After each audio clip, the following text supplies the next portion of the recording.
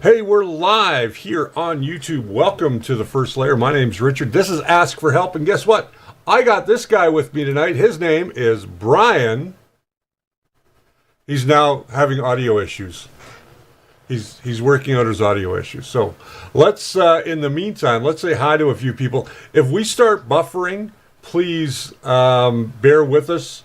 We're having internet issues here. Shaw decided to do some upgrades on my account today, and may not come through.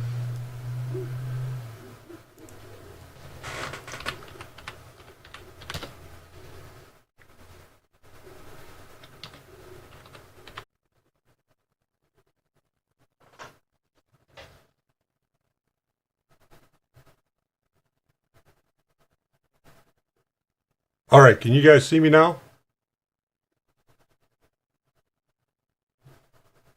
Just give me a hell yes if you can see me.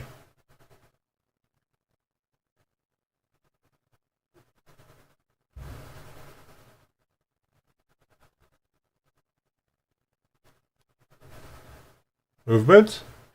Yes, you can see me, you can hear me. Everything looks good?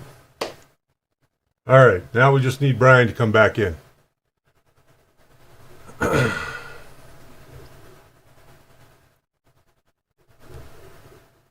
Hell yes. Okay, everybody can see me. Sorry about that.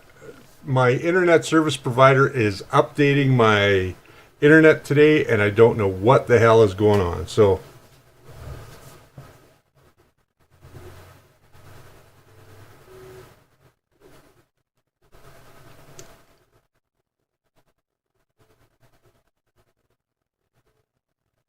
and now I'm getting choppy again. Wonderful. Buffering.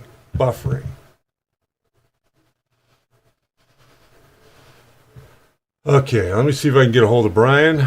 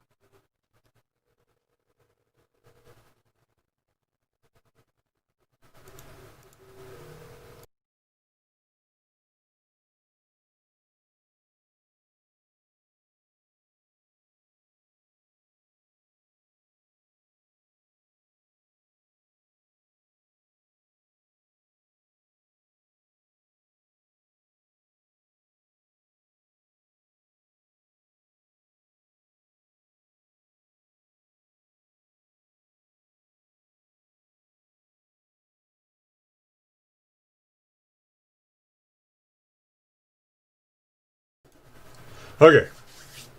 Well, I'm here. Looks like I've got a healthy stream right now. Cross your fingers. Hopefully it's going to stay. Let me just cut to me because I don't know where Brian is at the moment. I may have to give him some new details. Just give me a sec.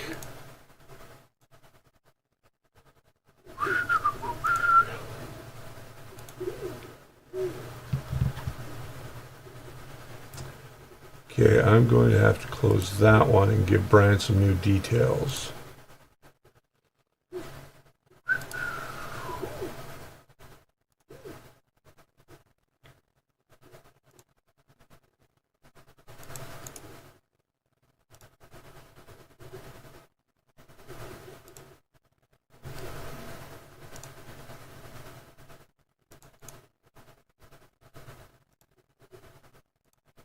All right, he should be here right away. And then we will get underway. Yes, it's fixed again.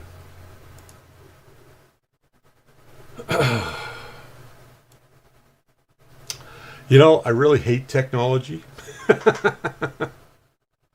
Oh, Brian's working on his connection. Please stand by. Okay. Well, while we're waiting for Brian, let's get into tonight. Welcome to the first layer. It's 12 minutes after 7. Sorry for the delay. Sorry for the problems with our internet. Shaw decided they wanted to do some upgrades today, and yeah, well, welcome to the world of the internet. We've got some great questions tonight that came in through email this week, so we're going to cover those. There's lots of people. I'm just going to say a general hello to wherever you are in the world. If this is your first time here, put a comment in the chat there letting us know where you're from if this is your first time here. We do appreciate you. There's Brian. I can hear him, I hope. So again, I don't know if you guys can hear me. I'm still working on trying to find a way to hear Richard. Oh, he can't hear me. Great. Is it windy inside my office? Yes, a little bit. It is a little bit windy. I'm running... I don't think I can hear Richard. You probably can't hear me. He's saying he can't hear me. Yeah, sorry. I will be quiet here while I sort this out. Okay. While he's doing that, yeah, Shaw sucks. Thanks, James. I've got a product I'm going to be showing you guys here coming on Wednesday. That's what you're hearing in the background. I'm printing wood filament for the first time in probably 2 years. Been a long time since I printed wood filament, and I really had to dry it out because it was full of moisture. So I'm using the product, which is a filament dryer, and I'm going to tell you guys all about it on Wednesday. They just started a Kickstarter on it, and I think it's worth. I don't really talk about Kickstarters, but I'm gonna let you know that it is worth getting every bit of your money into this Kickstarter if you can. Not all your money, but enough to get yourself one of these filament dryers. They're not very bad. They're not very bad. That's great English. I'm so confused tonight. Let me add Brian to this particular screen. Because if I don't, he's not going to... I'm here. Yeah, but I have to... I have to add you to the screen. I know. Sorry, I was trying to connect through vMix, and yeah, that thing requires a bit more setup than I was ready to set up tonight. There we go. Judging by all the other fun issues. Okay, so I'm here, you're here. Howdy, y'all. We'll run a little bit over tonight. You know what? What? I'm okay with my camera gear being all broken because my printers are fixed. Yay! We do have to get him some new drugs, for sure. Yeah, no kidding. Yeah, so happy Saturday, everybody. I've been playing a lot with the printers and found a very interesting misalignment with my big printer. And my PSA up front is don't assume all your 2040 extrusion is perfectly square on either end. Needless to say, I did some measuring, I did some balancing with some levels, and what I found was my Z gantry was actually leaning forward about like 3 degrees, 4 degrees, something like that. And so I ended up using my Z braces to correct that angle, and the printer's producing prints I didn't think were possible. So squaring is good. Squaring is very good. It's cool to be square. Isn't that, it's hip to be square? It's hip to be square. Well, no, it used to be hip to be square, but then that got old, so now it's cool to be square. Oh, now it's cool to be square? Okay. I don't know. What do the kids say now? People tell me in the chat, because I don't know. All right, so let's get into our first question of the night, because we are running behind, and we are still going to buffer, and I apologize for that. Apart from the what the heck did you guys do to your system? Yeah. Lots of bad stuff. That's what we did. That's why I'm still on the C920 camera, because I set up my good one. But it's very focused. So unless you want something like up in your face, yeah, you probably don't want it. All right, so this one comes from Rex Waldy, who I know is in the chat tonight. I hope. He says he just ordered an Anycubic Photon S, and he's wondering what kind of brand of resin that he can use with this printer, or does he have to buy and use the Anycubic resin? Also, could we recommend which brand of low odor resin to get? Thanks, Rex Waldy. Great question, Rex. Actually, that's one that not a lot of people bother to ask when they're getting into resin. Now, with me, I bought an Elegoo Mars, and I started with Elegoo resin. And I loved it, and I stuck with it. Now, Richard, you've tried a couple other resins. I have. And I think you ended up with Elegoo at the same time, too, but you've been using on, like, Anycubic and stuff like that, right? Oh, you changed again? Oh, I have not had any Elegoo Mars resin at all. I've never used it. Okay. Yep. I've used Monocular, which has a bit of an odor to it, It's not really strong. I really like the Monocular because it's a very tough resin. But the one that I found that I really like that has very little odor and works really, really well is the Phrozen resin. The resin that you get from Phrozen. Yes. Phrozen. They make the Phrozen Sonic Mini for those of you that are interested in the Phrozen Sonic Mini.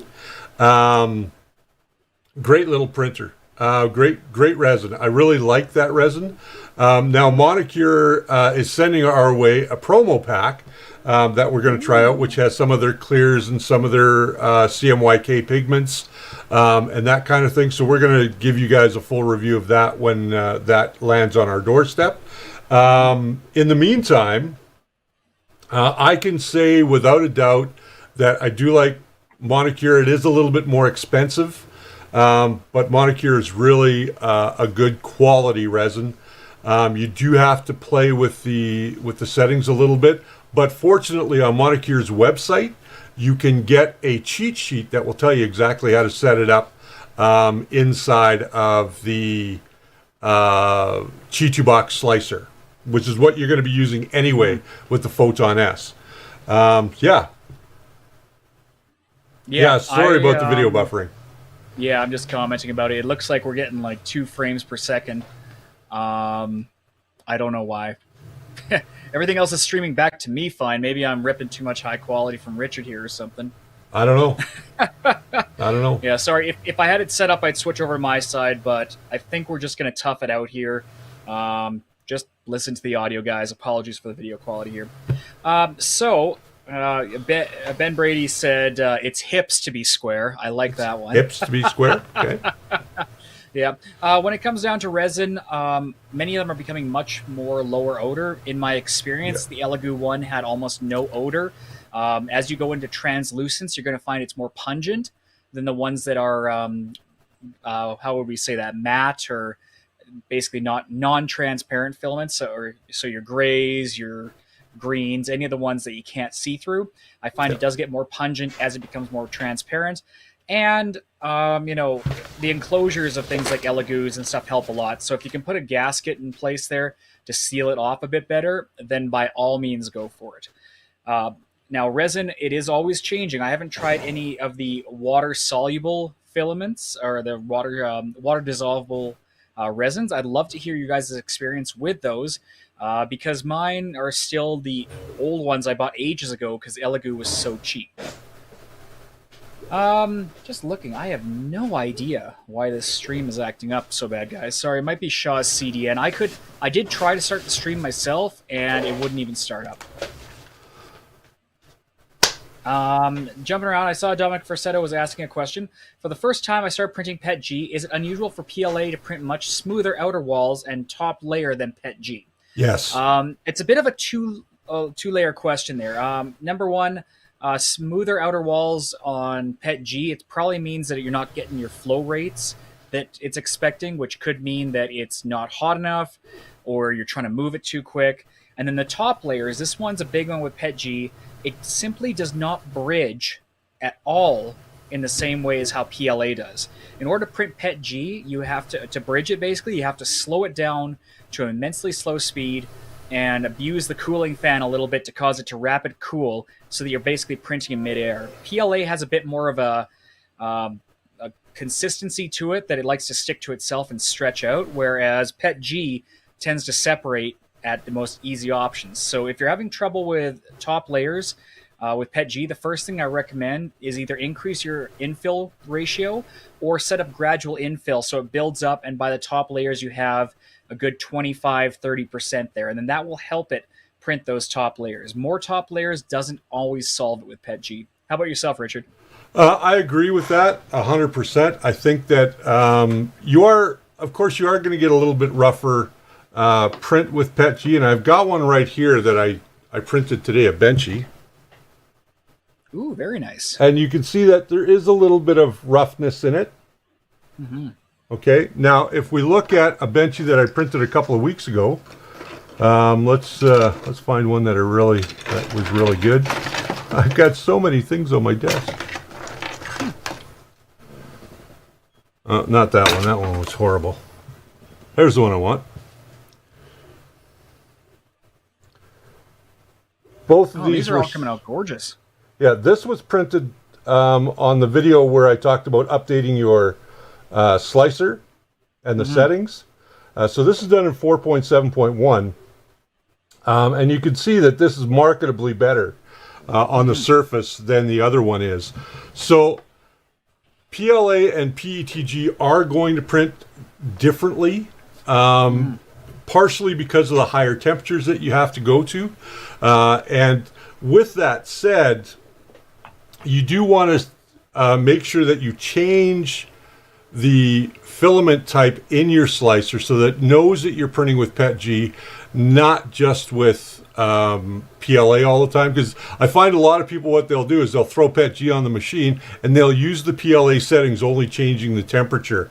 You're better off to use the tuning for PETG because it is tuned a little bit differently, along with retraction rates and things like that.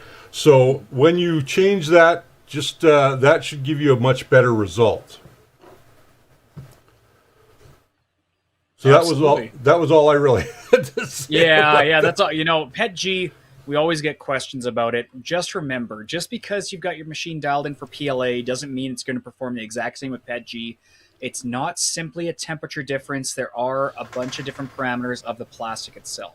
And it depends on every printer and every nozzle. For instance, Tom's 3D, put out a video this week about different nozzle sizes and precision, and he showed drilling out a nozzle, what it does, and different speeds and different ratios, and it shows how those settings tweak with PLA. Now, if you went to PETG, the results would be completely different. But remember, no two nozzles are the same, no hot end is the same. You're going to have to start with a baseline of slow, no cooling, and a good heated bed, and then work your way up. And that leads into a bit of another question that popped up in the chat here, is what's a good bed adhesive for PETG? Richard, you have a bit more experience with this than I do. It all depends on what surface you're printing on. If you're printing on a surface like this one from Mingda, which you're going to find also on the Crealities, and they're just the magnetic flex beds, which have like a BLTouch style surface on them. You don't need any kind of adhesive. You just have to get your squish right. If you're printing on glass or mirror, then of course I would use glue stick. There are a couple of other things out there that you can try if you so are inclined to do so. I personally use glue stick because I find it works for just about every material I've used across the board. It's really not an issue. That being said, how much PETG do you want to print? Make sure that your hot end. Now, here's another sort of sideline to that. I'm going to get a little off topic, but staying in the same realm. Make sure that your hot end can do PETG. If you are running an Ender 3, it can, but only for a short period of time because of the way that the Bowden tube is set up inside of the hot end. That Bowden tube goes all the way down into the block. So when you're at that 240, 235, 240 range for a long period of time, that Bowden tube is going to start to break down. Even though it's made from Teflon, it's going to start to break down. Now, you can alleviate that by going to something like a higher temp Bowden tube, like the Capricorn tubings. They work very well as well. But at the end of the day, if you're only going to do it, a couple of times. Right now, I'm running a 2-day print in wood of all filaments, and we're going to see if it turns out. I haven't printed with wood in a couple of years, so wood has its own properties as well, so we have to take that into account. Absolutely. I'm just gonna try something here, actually, on my side. We'll keep on chatting here. Okay. I'm just gonna try and break something. So, yeah, Richard, if you want to go on to the next email question here, okay, because I think it was a long one, if I recall. The next one is from Bill Audie. He says, watch Brian's video on the BTT smart filament sensor with great interest. I'm new to filament printing and delving into firmware, etc. That always worries me when somebody says delving. He says, I'm using an Ender 5 Plus, a pretty good machine. I bought it to do large and time-consuming prints. Sadly, I've lost some at 20 and 25-hour stage into a 30-hour plus print. I see the BTT sensor as a good addition to my printer. Plus, I'm hesitant to purchase if there's a big requirement to alter the firmware or G code. I guess it's too much to hope for. Right. That it'll be simple connecting using the existing runout sensor plug. Is it too much to ask for a simple instruction on how to alter the required software? Your comments and assistance are very appreciated. Thank you. And this is from Bill Audie. All right, Bill. So, simply put, yes, you do need to modify firmware. And I don't know if I explained it in detail enough on the video. The reason for that is the Big Tree Tech Smart Sensor is unlike a traditional filament runout sensor. A traditional runout sensor just has a limit switch that is pressed down to indicate there's filament in place. And then as the filament runs out, it pops back, which usually releases the contact and says you're out of filament. Now, the Big Tree Tech version is actually a rotary dial. And so what it does is as filament moves through it, it sends light through little circular holes on a disc that causes that output to pulse up and pulse down. And the reason it's a smart sensor is because Marlin monitors that change of state from 0 to 1. And if it doesn't see a change of state for that for a while, it indicates that the filament has stopped moving within that module. Now, that could mean, depending on where you mount it, either you're out of filament, but it could also mean that your filament is jammed, and that's why it's considered a smart sensor. So with Marlin, you have to go and tell it, okay, monitor for these up and down changes. And then if you haven't seen any change in a bit, look at how much filament has been moved from your extruder using your steps per millimeter and a bunch of fun math in the background that nobody really cares about. But the main thing is you can give it a deviation of, hey, give it, let's say, 5 millimeters. And then if it hasn't moved 5 millimeters, which is a very small amount, then pause the print assuming that it's out of filament. So even if your default firmware built-in supported a filament runout sensor, it doesn't have these flags that have been added in the most recent versions of Marlin to allow a smart sensor to work. And if you had it set up without the smart filament runout millimeter threshold and the flags I talked about in the video, then it's as soon as your filament starts moving, if it drops to a 0, it's going to say, hey, I'm out of filament, even though you still have filament in there. So yes, you have to change those settings. I really hope that I outlined it clearly in my video, but if not, leave me a comment and let me know and we can adjust that in the future. But it should be pretty black and white on the section to modify in Marlin. Unfortunately, that does mean you're going to have to go and build a custom version for your printer, but luckily there's a lot of pre-built files out there for pretty much every configuration we've seen. Sorry, and that's my rant. he dozed off, I'm sure. No, I'm looking at the status of our stream. Yeah, it's a buggy. I'm trying to actually flip it over on my side. And in the meantime, thanks Dominic Versetto for the $2.99. Really appreciate it. Really appreciate it. It'll help get us better internet, I hope. I have a funny feeling it's not the internet. I have a funny feeling it's vMix tonight because I'm showing. Could be. No, I mean any other video software like Resolve or anything. Nope. Everything's closed. Really? Yep. Okay, so we should be back, or right close to being back. We're back. Let's see. Are we back? Okay. We're back. I'm trying to see the previewer here. It's Super chat. Bad still, but we'll Robert try. Avery, thank you very much for the $4.99. We do appreciate that. It's smooth. Hurrah! Well, I dumped us down to $7.20 for tonight. Okay, sure. Yeah. That works. So that's okay because my feed only comes to Richard in 720p unless I go through vMix. You know what a great piece of software for that. yeah. We'll get that solved for next week, guys. Yeah. But for now, here we are, nice and smooth again. Thank you. Thanks, Robert, for that $4.99. That will go towards a new blower fan for Richard's computer. Or more memory. Or a bigger Or video card. more duckies. More duckies. Okay, let's get moving on. The next question is for you, sir. It's on Yes. BLTouch. So I'm going to switch over to you, and you go ahead. Okay, I just got to pull up the document. Turbo, quit the Gmail. This is what happens when I'm not prepared for this. You would have thought I would have been here. Yeah, so if you didn't see my comment, tonight we're talking a bit about ABLs. And this is, let's see. From who's this Tommy one Tallery. From Tommy. Where is it here? Okay. I couldn't find anywhere. Couldn't find anywhere to make a post on the Facebook group. There we go. So go in roads. If you guys can't post on Facebook, send us an email. questions@thefirstlayer.com. It always helps to know what's going on outside our admin permissions. So hopefully that is just a bug. Long story short, it's always never short. Trust me. I have a CR-10 that I decided to put a BLTouch on. I loaded TH3D firmware to it and have yet, almost 6 months later, been able to get it to work correctly. I came across your video on YouTube and followed it. The problem I'm having is that it's giving me an error compiling the Sanguino board. I have the library installed. It also fails when I try to put it on the Arduino Uno board. Do you happen to know a fix for this?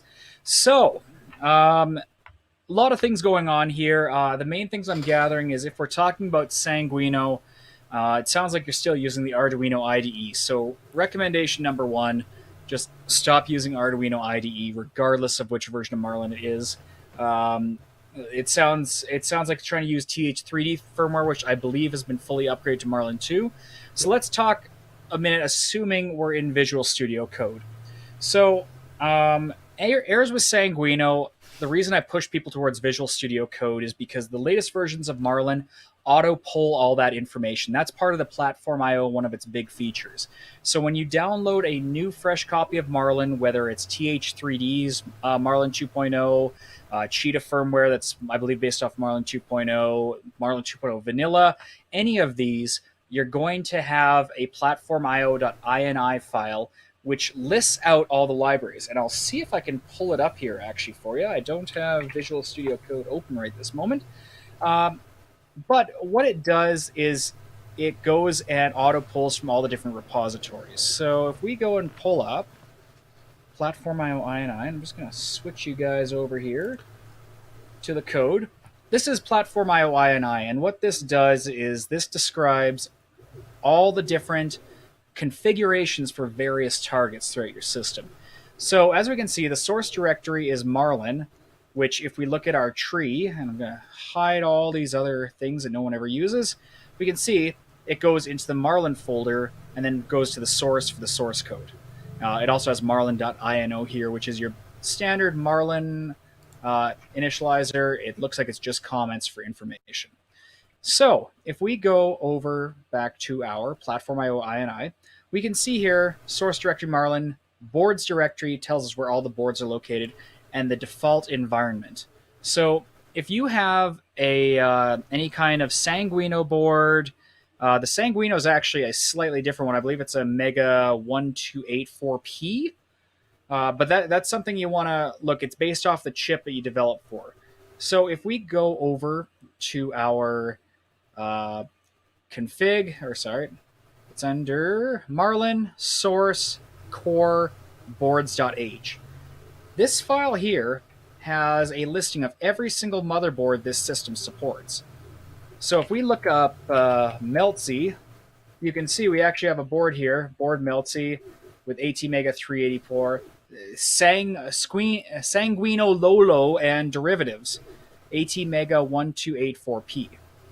So if we take this Meltzy board here, and if we put that in our config.h at the very top here, this was for my tall boy printer, as you can tell. When you change it to that, if you do a build, it's going to give you an error. So what we need to do is we need to know what our board type is. And as mentioned, I believe for that one, it's an ATmega 1284P. So, that's a different project. If we go back here and look up 1284P, environment Sanguino 1284P. So it says board equals this board and gives you all the different add-ons you need to know. So if we copy this little part here after the colon and before the square bracket, and take it all the way to the top and paste it right here on default environments. Now when we go to our platform IO and we go to do a build, you can go through advanced options and all sorts of different things. It's got all the environments listed here, or we can just do the default build, which looks like it's... They change it on me every week now. So let's go with Sanguino 1284P. And I have found once or twice I have to close this and then reopen it. And close it, reopen it. Come on, show it to me. It might be downloading too. Honestly, I don't normally build Marlin on this computer anymore, as you can tell. So you might have to be patient once in a while with these. But it'll give you a build option there and an upload option for your Sanguino board. So this is why I push people to Platform IO, and I've mentioned it on previous weeks. I'm going to do a video on Sanguino in general, or on Platform IO and how to get started with it. Once you have it set up, it is just as easy as pressing a button to build. But bouncing back to our question about BLTouch here, said it hasn't got the firmware working correctly. So the problem is we're at the compilation stage. If you're still having issues with compiling, send us one more follow-up email at questions@thefirstlayer.com, and we'll take a look at the code and see what's not compiling there, because unfortunately I don't have enough details for which version of Marlin to tell you, here's what you got to start with. Personally, and I might receive some flack for this, but if you're installing a BLTouch, I wouldn't recommend going the TH3D route, as there's been a lot of back and forth to get that incorporated. My understanding is it's in there now, but for Creality machines especially, the default firmware that you can get for Marlin plus adding the BLTouch, it's darn solid. I would go that route. And there you go. So our next question comes from Steve Olson. He says, "Hi, I'm new to this tech. Bought an Ender 5 Pro maybe 2 months ago now." He says everything was, yeah, it is a nice machine. He says everything was fairly good and suddenly could not get anything to stick. Have a glass bed. Decided to clean the hot end nozzle, etc. Watched all your vids, and when I took off the hot block cover, there was filament up in there too. So I tried to remove the tube, pushing down the clip thingy, but I couldn't get it out as I was wrecking the tube. It's like it had a ridge or something inside the nut holding it down. So I unscrewed it and still couldn't get it off the tube. So I ordered a new tubing, got it, so I was ready to install the new stuff. So I turned on the hot end and left the room for a few minutes, or come back to a very burning smelling room. Looks like the two wires have melted off from somewhere, can't tell where, and he did actually include a picture here. And based on the picture, I can see exactly where it burned off. Your thermistor was broken. So the heat just kept going up and up and up, and that's where that burning smell comes from, because the thermistor's not there to tell you, hey, wait, you got to go somewhere. Now, it should have turned off. It should have gone into... It should have gone into a state where it was turned off or giving you an error, an over temp error. If it didn't, then there's something wrong in the firmware. They haven't turned on something. And I think on the Pro, they should have that turned on, which is your, here we've got a picture of it now. Let me pull that full screen. Yep. Yeah, I just pulled up the document, so apologize. It's on my previous screen. So if you guys look at the same thing I'm looking at, we can see here that the two wires, you've got the bead at the bottom, and on the bottom wire, and then the other one, the lead is broken off. So when this happens, it's supposed to read an infinitely high temperature, and it's supposed to shut down. That's one of the thermal runaway protections on there. So my hope honestly was that when he checked out the burning smell, that's when the wires popped off and it thermal runawayed. If those were connected and it was still allowing you to heat up, that's a major safety concern, and you should be getting new firmware either from Creality or building a new one yourself. But lots of information in this item. What I've gathered is there was some issues with the original installation of the hot end, and possibly the PFTE liner ended up melting or warping during one of the print jobs, and trying to remove it is just a losing battle. And judging by that photo, it is the original Creality hot end. Yep. So Richard and I have spoken just numerous times about it. Get yourself a micro Swiss hot end. That's going to help you quite a bit. And with all the damage it's done to this block right now, judging by this photo, I would say you're not going to have a very fun time trying to repair that one. I would just get a brand new kit, brand new thermistor, brand new hot end or heat cartridge, and just build a clean new micro Swiss setup. How about yourself, Richard? I would say exactly that. I think that that is the right way to go. Just dump that one, get a new one from Micro Swiss. They're about $80 Canadian, $85 Canadian, somewhere in there. It's going to save you a lot in the end. The Creality hot ends are not designed for anything really more than PLA.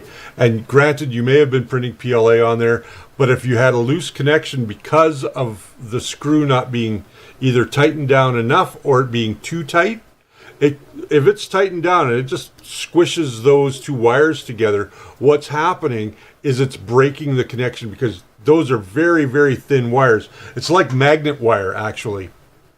And it really, really is thin, and it breaks very easily, especially once you heat it up. And it's sitting, you got to understand, it's sitting right on that block, so it's constantly being heated. Yes, it's got a Teflon jacket over it, but at the end of the day, there's still a little bit of those wires exposed. They can get hot, they can break, and your thermistor can go foobar. Now, that being said, how easy is it to replace a thermistor on that hot end? Very easy, just unscrew it. If you can't get the screw out, then what I say is just clip the wires, get yourself a new hot end, along with a new thermistor and a 24-volt heater cartridge, because that is a 24-volt system. Do not put a 12-volt heater cartridge on there, or you are going to be in big trouble. Actually, I remember I was talking about this the other day. We watched a live stream about a year and a half ago where every time it was heated up, it made it to its temperature, and then it overshot it immensely, and you could see a bit of a puff of smoke. And the reason for that is because the resistance on a 12-volt heat block versus a 24-volt is roughly half. My numbers could be wrong in my head, but I remember about 13.2 ohms on a heater block for 24, and something like 6 or 7 ohms on a heater block for a 12-volt. And if you put in 24 volts into that block, basic electrical theory is power equals volts times amps, and basically, or V squared R. I want to say my little ohms theory is a little bit off, but basically, as you increase your voltage, your device is not going to drop any less power. In fact, it's going to allow the same current flow, and since you have double the voltage, you now have double the power. And luckily, the heat cartridges are designed for higher temps. Anything else, you'd basically go up in flames almost instantly. So it's not very fun to deal with. Yeah, make sure sometimes with hot ends it's just easier to replace the whole assembly. And then the benefit to doing that is you're not going to have any old filament in there either. So today I installed a brand new Dragon hot end on my printer downstairs. It's printing absolutely gorgeous, and I'll be doing a video on it shortly because it's my second Dragon hot end, and I dragged my feet on reviewing the first time around. But it takes that little extra effort to make sure you install your nozzle correct so there's no gaps for filament to creep up, and to make sure that your cartridges are all basically screwed in tightly. And if you do that, I know a lot of people burn through nozzles and stuff like that. I don't personally understand that because many of my machines are going on 18 months on their original nozzles. So do it right the first time, and you're going to get the best print results going forward. There you go. Our next question. Tom Bell called me out. Yeah, V times I, P equals VI. Yeah. You know, I was thinking of I squared R and V squared over R to get current, I think it is. If I was actually doing a calculation, I would look it up, but I haven't read my electrical theory book in far too long to count, shall we say. Now, Ben Brady is saying that the default Creality firmware for the Ender 5 Pro still doesn't have thermal runaway enabled. Wow. I find that a little suspect because ever since they dropped the pro versions of their stuff, everything has had thermal runaway, to my knowledge, enabled. And I've looked at a lot of their firmware, so if it's not, I will go back and check and confirm and see if that is actual fact. Trevor Rickard says, do you all know how to check Marlin 2.0 bug fix? More specifically, what have they fixed on the Nightmare build?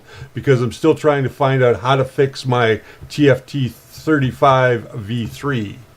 All right, Trevor, if you can provide just a little more detail on that, because what I'm trying to read and understand is you're having issues with your TFT 35 V3 talking to the board. Now, if that is the case, let me know. Otherwise, let me know if it's an issue with you building firmware for the TFT 35. So firmware for the actual screen, not for the printer.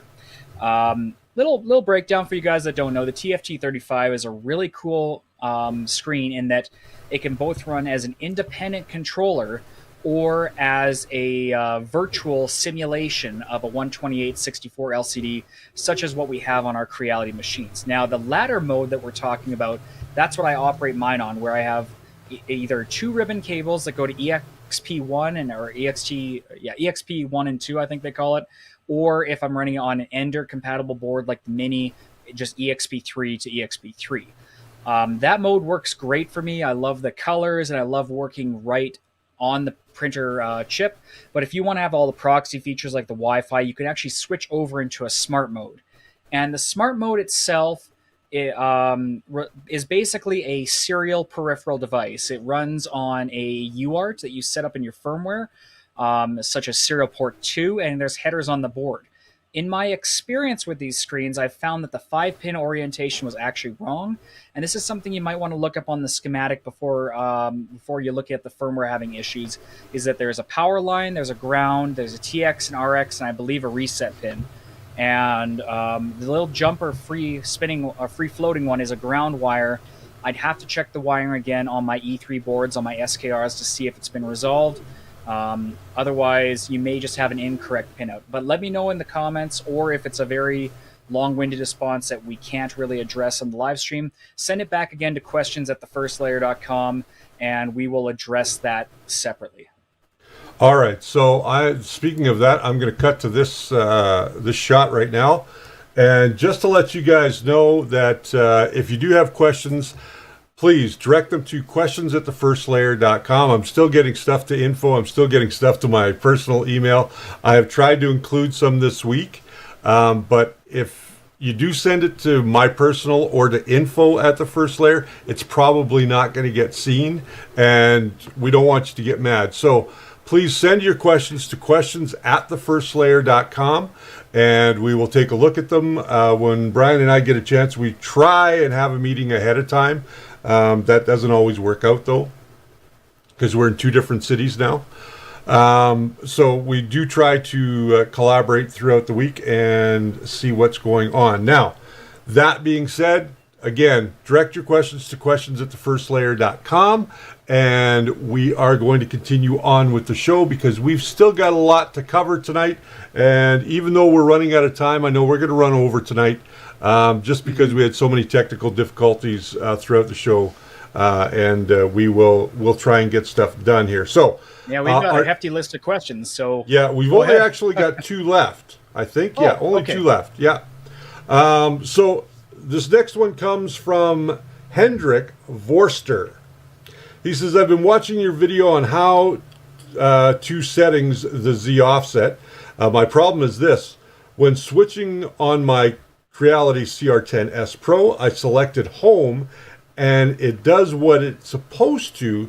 Then when selecting the leveling, it touches the bed twice, and the third time when coming down, it plunges into the bed. I've tried Z home and auxiliary leveling, but nothing helps. I have installed an inductive sensor and have changed the G code accordingly. Even tried to print again. Everything goes well initially. It reads to bed like it's supposed to, but when performing the last step, it goes into the bed. Can you help me fixing this, please. Yes, we can. Actually, I can tell you exactly what's going on there. Your inductive sensor is not set up correctly. If it's crashing into the bed on the third down, then that means the inductive sensor, there's a little screw on the top, and it is not set correctly.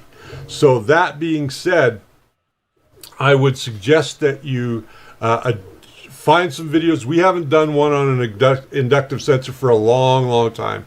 And the reason is because we don't use them. We don't like them. We would prefer that you put a BLTouch or something like that on your system. Before I continue on, I got to do this. Super chat. Thank you very much from Juzan. Zun. Yes. Yeah. Absolutely. Good. And you know what? I will quickly jump into this question because our good friend Bill McDonald, I hope I got your last name right. I'm sorry if I did. Dropped by today to grab one of my spare rails from that kit because his was rather defective. Oh, there you go. The BLV linear rail kit from Banggood. Honestly, I'm liking it quite a bit. I haven't done my video on it yet. I've built a little bit of build instructions and information on setting up the rails, and it's sitting on my handy cam downstairs. But I still have to do my wrap-up video on it. I'm just going to tell you guys right now, if you're looking into this kit, if you have an Ender 3 Pro, everything is perfect. The only exception to that would be on the right-hand side where your power supply is sitting. The adapter that it comes with is designed for a dual rail kit, or a dual rod kit. And if your power supply is too close to your Z gantry, then you won't be able to fit it in. So on my machine, I ended up only installing the linear rail on the left side where the extruder motor is. Now, the other caveat is if you have a non-pro Ender 3, namely, the biggest thing is your Y-axis. If it rides along a piece of railing that's 2040 and not the wider 4040, then the build plate, everything I could see, there's no way to make it work. I ended up on because I built it on an Ender 3 non-pro, and I found I couldn't get it to work. So I ended up going back to the wheels for the Y on that, and I actually moved the linear rail kit to my Ender 3 Pro that's extra tall for a little extra balance, and it worked perfectly on that one. It just has to do with the route of the belt. Even when I flipped up the bed upside down, the belt ended up grinding against the 2040 extrusion because there was no clean path I could find to make it work without doing major mods to the frame. So for X, it was perfect on both printers. For Z, perfect on both printers with the caveat I mentioned before. Y only works on the Ender 3 Pro. There you go.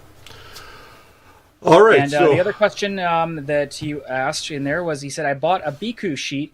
It wasn't flat and 0.4 millimeters thick. Did I get a fake? If it's 0.4 millimeters thick, no, you've got the right one because mine are all 0.4 millimeters thick. And it wasn't flat. If it's not flat, send it back to them and get a new one. Let them know that you didn't get a flat one because the ones that I got were packed in cardboard, in a nice cardboard sleeve. They were packed very well, and they came completely flat. Now, I'm running it right now over here. Let me see if I can pull in another camera real quick. I've got one.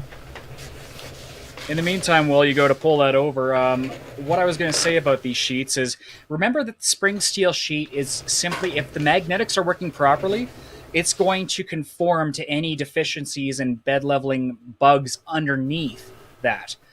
So if you have an ABL, one thing I have told people before is you may want to consider take a mirror, add that magnetic sheet on top of the mirror, and then add your flex plate on top. It adds extra thickness, which normally would be an issue if you had just a Z end stop. But if you have an ABL, it will adjust accordingly, and you'll have an ultra flat surface. But if the sheet visibly in your hand, it should feel fairly straight. It should have some flex, but it should look straight, same as Richard's. If it is bowed or bent, then yeah, you've got a defective one. They're meant to literally spring back into their natural position.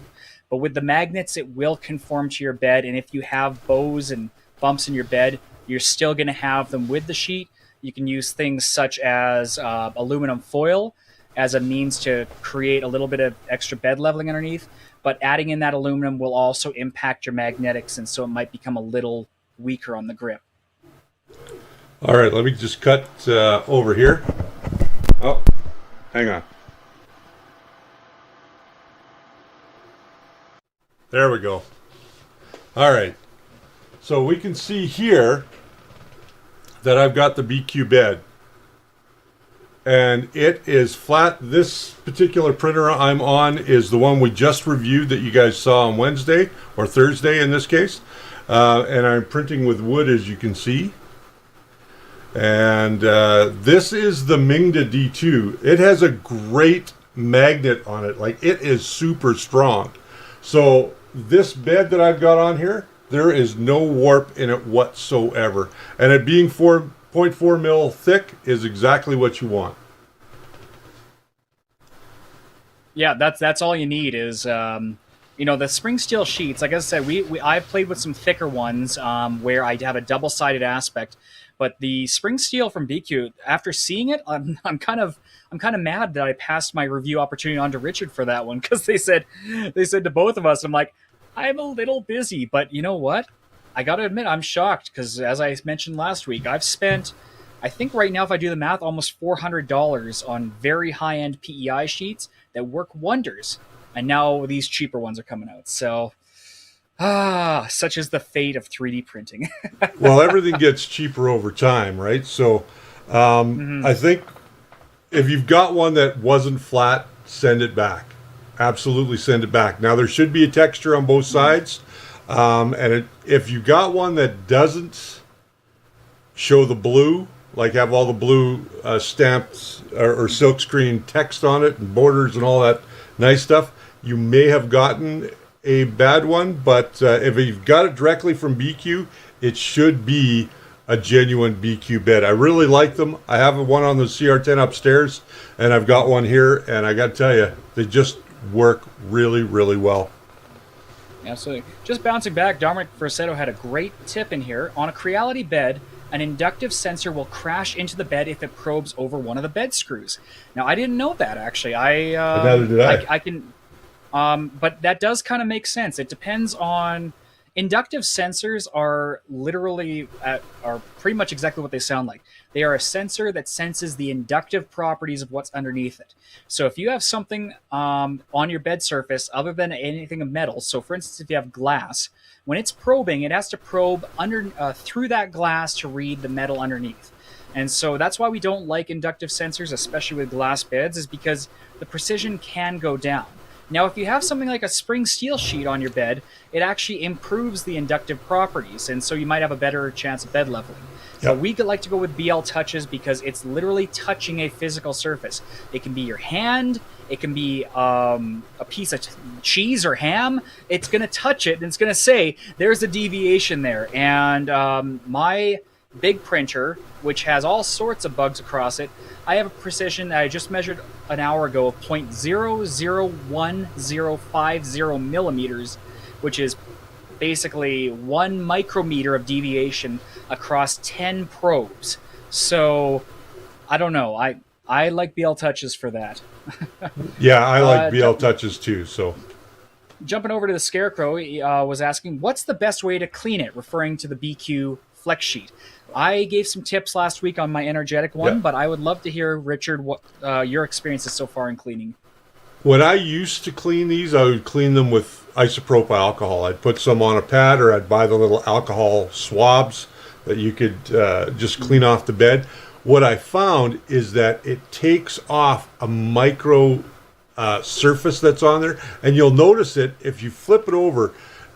It's going to be yellow. Even if you do it on a piece of, you put isopropyl on a piece of tissue or, kitchen roll, you're going to find that it's going to be yellow when it comes off. That's because it's taking off a micro layer of coating. And that micro layer, funny enough, is the layer you need for it to stick to everything. So the way that I've cleaned these now, a little bit of mild dish soap like Dawn, some warm water. Don't use a scouring pad. Use the sponge side of one of those kitchen pads that you can buy. They've got, the green pad on one, or the green scouring pad on one side and the sponge on the other. Use that, clean it up, rinse it off, put it in the dish drainer, let it drain, let it dry. put it back on your machine, you'll be all set. I haven't had any problems with mine, and I've cleaned them a few times now. And working with my flex sheets, it's the exact same thing. What you guys need to understand is the textured PEI sheets. It's like any kind of rough surface. As you go and smear things across it, PLA, every material you use in general is not pure. There's going to be potentially lubricants in there. There could be some kind of grease that's made it through its printer. It's all going to end up at some point on your bed, which is eventually going to smoothen out. Even glue. Glue on glass, if you smear it enough, it's going to be smoother than the glass underneath it. So to get a clean surface, we have to think about what causes it not to bind to the surface. Now, part of it is surface contaminants that will go and smooth out that surface. But in my experience, mostly it has been some form of grease, whether it's finger grease, lubricant, you name it. It's on that surface. So when you use a brand name dish soap, its sole purpose is to remove grease. It's a degreaser. And if you use water to clean it afterwards, all that you would have left in theory would be the minerals from your water, which in some cases might actually help it out. In my experience, some soaps, I found they wipe clean. There's no need to rinse it off afterwards. So the ones I use, I take a paper towel, I put a little bit of soap in that, and then I rinse it under water, and then I go and I scrub the bed a little bit. I give it a good little thing so it starts to foam up. Then I take a new piece of paper towel, rinse it clean with clean fresh water, and I wipe it across the surface a few more times. I always like to do this as well in the corner, because afterwards I'll just use my finger and see what the grip of the surface is. If it still seems slimy, I have more work to do, but if it's getting me a good grip, I think that's a good starting point. But yes, warm water and a little bit of soap is the best thing you can do for these surfaces, because you're not binding to the steel, you're binding to the PEI that was spray coated on the surface. And anything that's abrasive or detrimental to that material, once you eat through that, there's no return. You got to go buy a new flex bed. So if you take care of it up front, it's going to last you. Now I'm just looking to see where that other flex bed is. Ah, it's right here. Okay. I just had to do that because it was annoying. Yeah, he wanted to wiggle it there. Just jumping up because we got a lot of great questions hopping up, guys. Thanks for asking here. Mike Kirk Jr. is asking, speaking of wood, I've tried it for the first time, PLA wood filled. It turned out horrible. Any tips on that? Simple settings. Number one, 0.6 nozzle or bigger. No. Because the wood particles, I find that they jam in 0.4s. That's just my experience. But Richard, you can tell me different. Yeah, it's all dependent on which wood filament you buy. Some have more wood pulp in them, some have less. The one I'm using is one that I've had sitting around here for like 2 years. And I put it in the machine because it had been sitting out collecting moisture, yada, yada, yada. And now it's printing just fine. The secret is you don't want to have too much retraction, because if you do, that wood pulp's going to build up on the inside of the nozzle. You can print wood with a 0.4 nozzle. There's no ifs, ands, or buts about that, because I'm doing it right now. And you can see the detail is just fine. Now, that being said, you don't want to print with a very fine layer height. You want to print with a little bit more coarse, so 0.2 or above, so it's really getting that material out of the nozzle. Secondly, you want to make sure, again, that you don't have too much retraction, because if you have too much retraction, it's just going to build up all that wood pulp's going to build up in the nozzle, and then it's just going to jam and you'll have nothing but a problem. The other thing that you want to bear in mind is that your infill, when you're printing with wood, it's got to be in that 20% to 25%. If you don't have it in there, you're going to have a problem. Okay, so wood is just PLA with wood pulp in it. I find the Hatchbox stuff is really good and will flow through a 0.4 nozzle with ease. And it does have wood fibers in it. It's roughly about 20% wood fiber, but they're very, very fine wood fibers. So the beauty of it is that when you're printing with wood, you can sand it, you can stain it, you can paint it, you can do everything that you would normally do with wood, you can do with wood filament, with a couple of exceptions. Now, that being said, your best bet is use your PLA settings, set your temperature up around 205, your bed temperature around 60, 25%, 20 to 25% on your infill. Make sure you have enough walls. If you don't have enough walls, if you get under extrusion, you could have a problem. And just make sure that it's flowing correctly. If your heat is too low, all those fibers are gonna come out and they're gonna start to gather in the hot end and in the nozzle and then clog you up. So bring your temperature up to about 205 and print that way. That would be my tips for you. And I'm doing it right now with a 0.4 nozzle on a direct drive. Direct drive is significantly better than a Bowden for this type of application, but you can do it with a Bowden as well. Remember, and purely that's just because of retraction. You're not Yep. retracting nearly as often. Just going to quickly address an interesting question. This is actually an awesome one. Don Miller was asking me, the pinout diagrams for my CR-10S Creality 2.1 motherboard only show the obvious. Is there info that shows the less obvious, such as pin 4 that Marlin shows will control NeoPixel LEDs?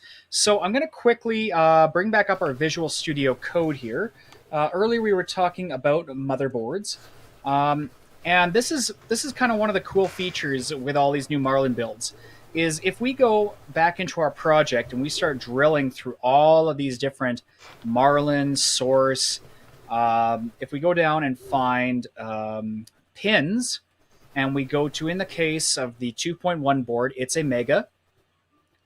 Cheaptronic, that's an awesome brand name. Actually, it might not be under that one. It is under Ramps, because it is based off a Ramps board, if I recall. Ramps Creality. And if we take a look inside the one that's designed for your board, this is where it defines all your different pin numbers on your motherboard. So in this case, we can see power outputs, MOSFET D pin is pin 7 on that chip. That's not to say it's pin 7 what Creality defines it, but that's pin 7 on the schematic. Define filament runout pin as number 2, and if number of runout sensors is greater than 1, filament runout 2 pin is pin 15 with a comment here. Creality CRX can use dual runout sensors. Now, if we go back home, we have SD detect pin, PS on pin. If you have a case light, it's assigned to pin 65, and so forth. And how we use this data, if I quickly hop over to the Creality, I'm going to go to the GitHub of Big Tree Tech, because I don't believe Creality posts them as nearly as obvious as some of the other boards. Let's pull up one, for instance, the E3 hardware. 1.2, because everyone has that board, and we have a schematic file somewhere here. So I'm just going to, on the fly, download this for it so we can pull it up. And here it is. Okay, so here is a schematic for a Big Tree Tech board, for instance. And we can see all these little pin numbers labeled around the chip. And if we go to any one of them, for instance, let's go to 38 over here. You can see it's labeled as Neo. So I assume that's for a NeoPixel. If we hunt that around, it's labeled a couple places on the schematic. Most notably, Neo Power. You can see we have a 12 volt and a 5 volt jumper. And then we got this pin 2, which jumps down to another contact down here. And this helps kind of understand how your boards work. Now, this is very technical information. I don't expect most users to drill into it. That's pretty cool. We got a pin called Suicide Pin, for instance. So, by the Industrial Series. So I'm guessing that's a kill switch to shut off the boards. All your board information here is labeled in these files. And this is what understands, to help you understand what they do. You can go override these sometimes. For instance, beeper pin, if not defined, it defines it as 37, but you can define it as your own pin. For the most part, though, these are fairly fixed. So I would say look at the schematic of your Creality board, determine all the neat little features that it uses. You just have to look at these pin files and see how they're described. They're probably not going to be described by Creality, but someone may have written it into the default firmware that comes with vanilla Marlin, not what Creality delivers. There you go. Now, somebody asked... That's my blind rant. I forget. Somebody asked here, what am I using for retraction? I'm using 6 millimeters per second or 6 millimeter retraction at 25 millimeters per second for the wood filament, just so you guys know. And that's on your Bowden setup, correct? No, that's on direct drive. Really? Okay. Yep. Just based off my experience, so this is going to be a Richard versus me thing. As soon as you go to a direct drive, and especially if you go to an all metal hot end, you should be dropping your retraction at 2 millimeters and using features such as linear advance or coasting in your slicer, just to prevent clogs from happening in your hot end. The reason we do that is because when you have a PFTE liner that goes all the way down into your hot end, you can retract it further, and your PFTE is kind of naturally lubricated on the inside, so it's easier to pull it back. You can set it to like 20 or 30 millimeters. It's going to be a nightmare, but it will do it. Now, when you have an all-metal hot end, it tends to swell a little bit, and so you want to keep your heated filament either in the hot end, basically as much as possible. You don't want to have much material in the transition zone of your heat break between your heat sink and your block. And I've found if I accidentally forget to change my all metal hot ends, for instance, when I install them, if I forget to change that retraction and cure it to 5 millimeters, several hours in, I will start to get sometimes some clicking or some under extrusion. So the solution, as they say on all metal hot ends, keep your retraction below 2 millimeters. And I think if you're doing that with wood, I think you'll have a better experience. But I'll try it myself. Well, let me just set this up one more time, because I want to show you guys something here that happened today, actually. Let me just get an NDI camera going here again. Nope, back here. There we go. Okay, let me switch this camera. All right, let's see if I can get that to focus. Maybe I can, maybe I can't. Okay. So you guys can see this little piece of filament that's on my desk. I'm hoping to get it to focus. Come on, focus. Focus! All right. But in any case, what we can see here is on the end, there's a little nub. Now, this is a piece that I cut off. And that little nub, what happens with that is once that is created when it gets pulled too far into a cold zone.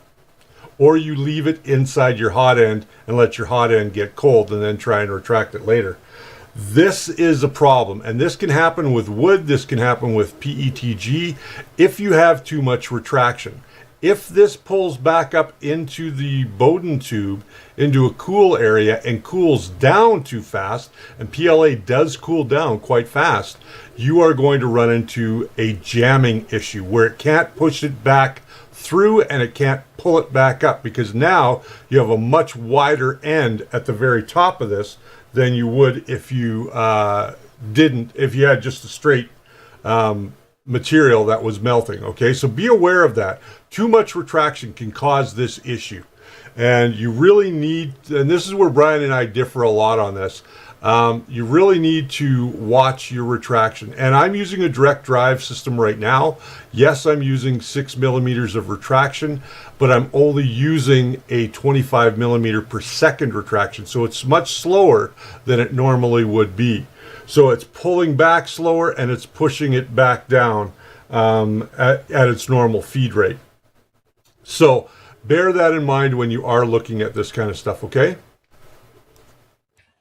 Yeah, and that's pretty much what it is your retraction. It does vary on different people. For me, retraction, I will set it fairly fast for PLAs. Now, wood, I just don't print with wood anymore. But all these numbers, they do mean something, and it's worthwhile to do a test. Not only just of your temperature tower, but test these retractions and such while you're at it. Set it to what you think it should be, and print your calibration cube, and print your temperature tower, and print your benchy.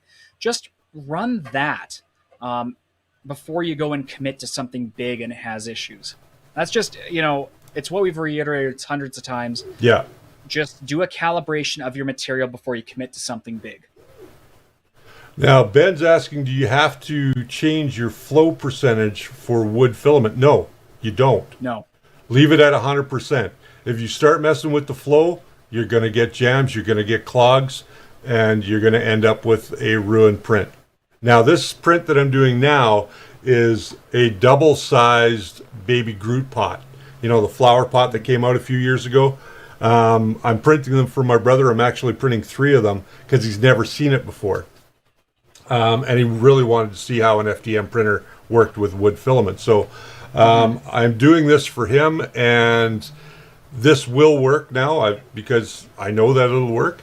And other than that, that's really all you got to pay attention to when it comes to wood. Just bear in mind that, you know, there are some caveats. You want to print a little warmer, 200, 205.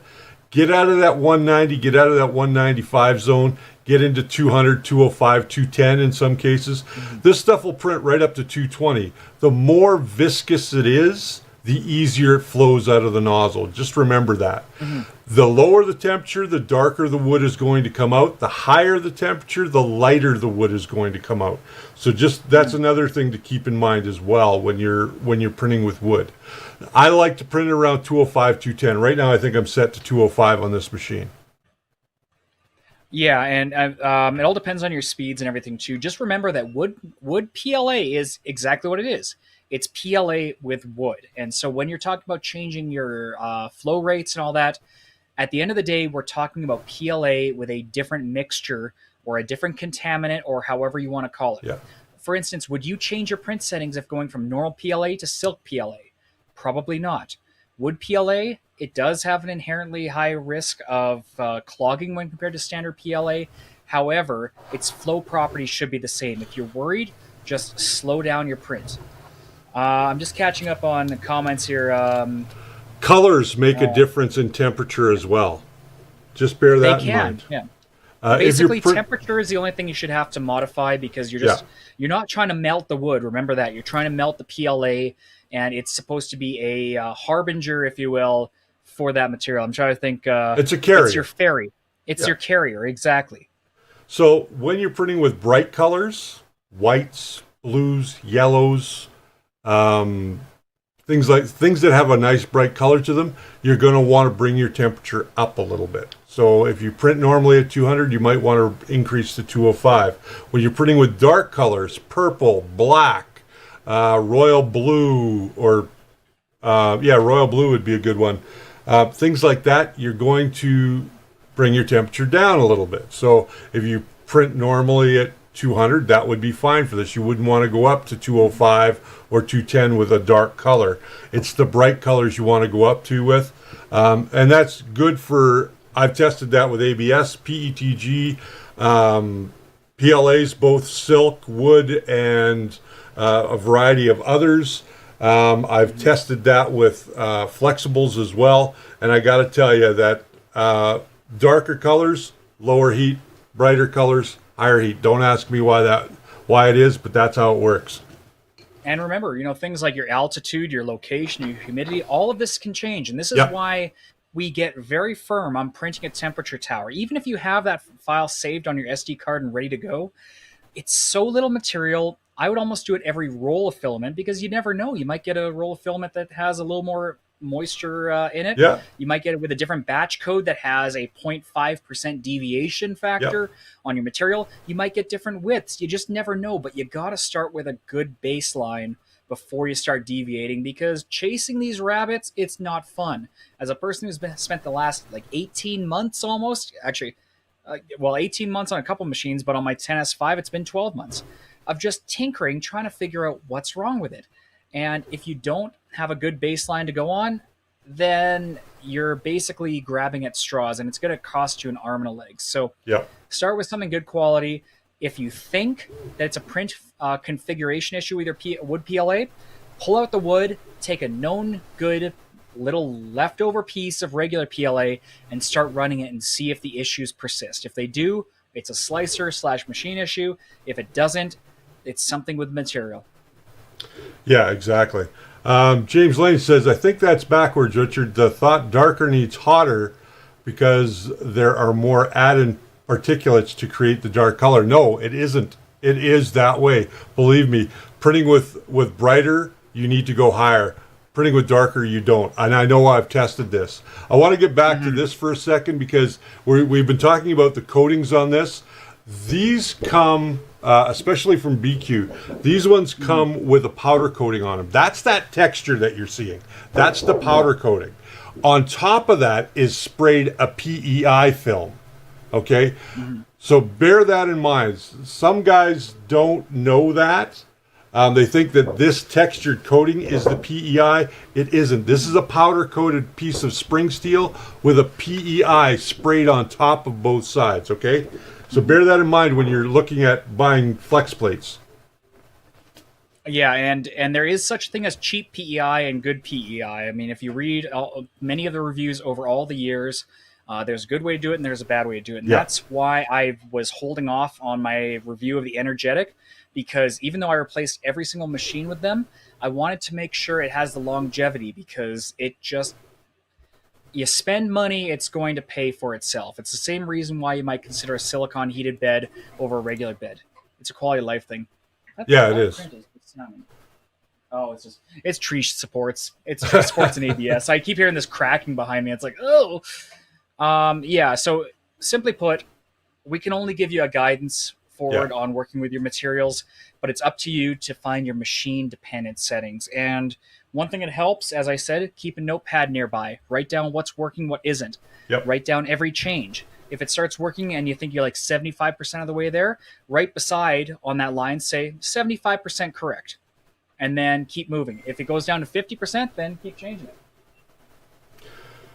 Yeah, exactly. That's the way to go for sure. I take notes on my stuff all the time. Everything from whether it's working. I keep my benchies. As you can see here, I have a ton of benchies. I also keep my calibration cubes, and I've stored them away. If I need to go back for a particular filament, I do so. And at the end of the day, where you can alleviate long-term issues is by keeping that notebook. So when you print with green PETG, for instance, this was sitting out. I got to tell you, this was sitting out for about 3 years. This green PETG hadn't been in a bag, didn't put it in any kind of container. I just had it sitting around the house here for about 3 years, and I put it into a filament dryer, and I got very, very little stringing on this. So.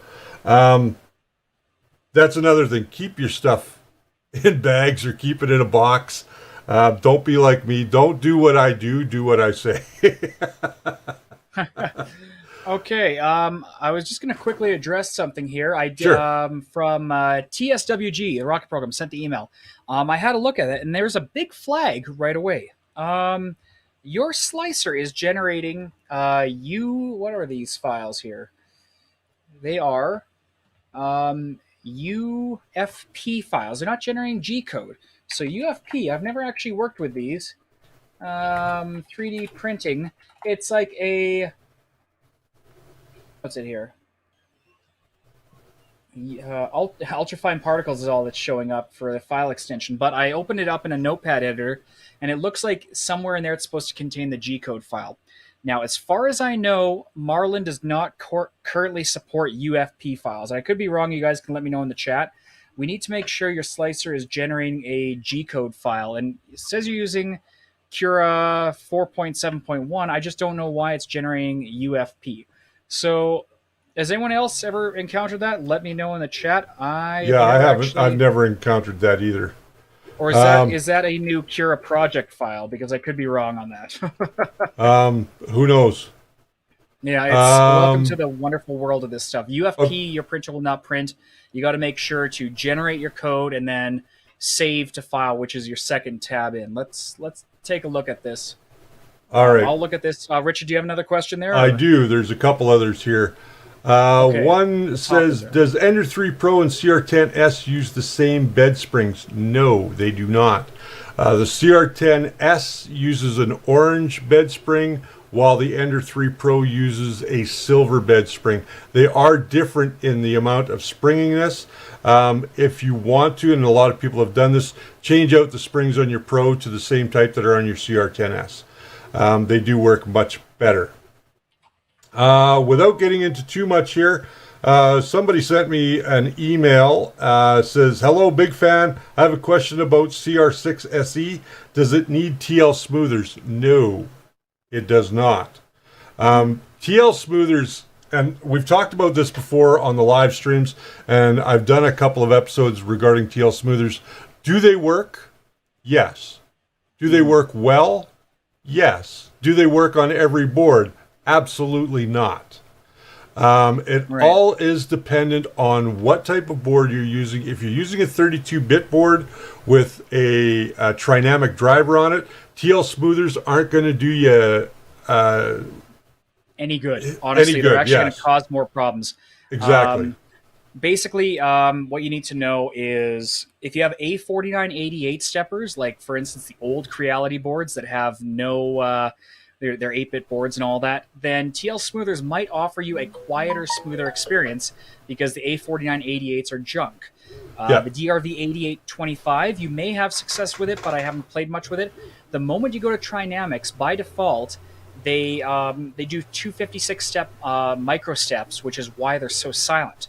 Now, the moment you introduce a what is essentially a diode that drops the voltage and tries to smooth it out, now you've got the TL smoother fighting the advanced logic in your Trinamics, and you're actually causing more problems than you would solve.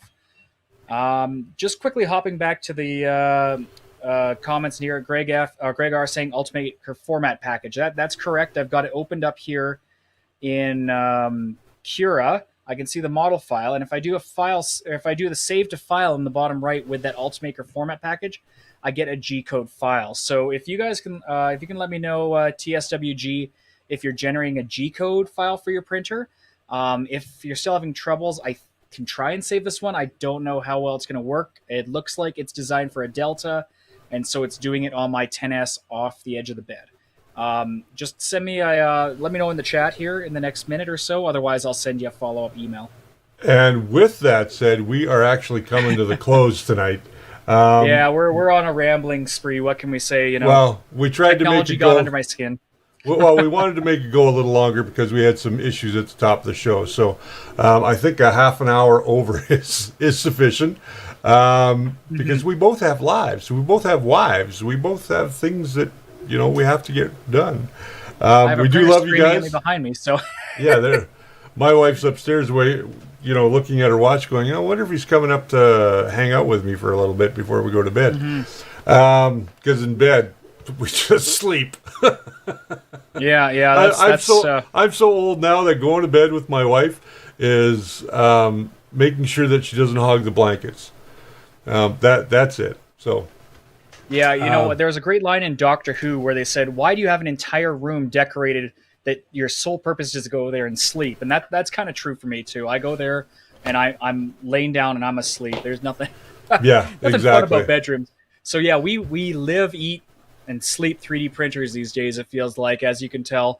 You know, we've seen a lot of great questions tonight, and if you didn't have a chance to ask it, then please go ahead and email us at questions@thefirstlayer.com. Absolutely. Now, bear in mind, we will delay those questions to our Saturday nights. But the reason we do this is to make sure we can give you guys the background research and not talk out of our rear ends, frankly. There you go. So here you go. Drop your questions to questions@thefirstlayer.com. And we will certainly get a look at it, and we can answer it live on the show. We typically don't email back during the week because we both have very busy schedules, so it is a little tough. That being said, my friends, I want to thank everybody for being here tonight. Give yourselves a big hand. Thanks for sticking it out with us through our technical difficulties. Also, if you would, please give us a thumbs up. If you got something out of tonight's content. If you did not, then give us a thumbs down. And we probably won't see you next week. Actually, next week it might be you, Solo. I got to install a water heater and a back door. So I'm hoping to be here, but that's not a guarantee. If there is a question directed at me, I will make sure to either get that addressed via email, or we will have Richard answer it in proxy for myself. Yeah, there you go. So with that said, guys, thanks very much for joining us on this Saturday night and running a little long and dealing with us. Again, remember that the first layer is your foundation to a great print, and we are going to see you again on Wednesday when we talk about this really cool filament dryer. And I'll see you guys on Wednesday. Bye! Bye for now.